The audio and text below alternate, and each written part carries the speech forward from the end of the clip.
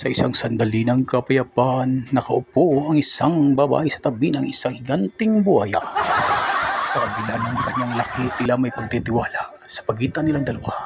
Dahan-dahang inapulos ng babae ang kaliskis nito. Ngunit sa likod ng payapang sandali may banta ng pagtataksil. Sa isang iglap, nagbago ang lahat. Ang buhaya ay biglang umatake. Hinigpitan ang pagkagat sa braso ng babae. Sumigaw siya ng malakas sa sakit. Ang kanyang mukha ay puno ng mga kirot at sakit. Pinakita ng buhaya ang tunay na kulay nito sa isang mabilis na halimaw. Ngunit hindi napasindak ang babae.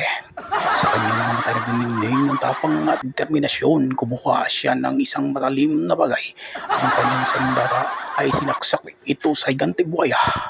Sa huli bumagsak ang buhaya. Ang katawan niya ay nakandusay sa lupa. Ang babae ay duguan, ngunit ang kanyang mga mata ay punong-puno ng tagumpay. Bagamat siya ay sugatan, ang kanyang paninindigan ay nanatiling matatag.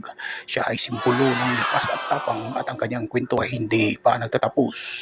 Mag-subscribe para sa higit pang mga kwento ng tapang at tagumpay, at samahan kami sa kanyang mga susunod na pakikipag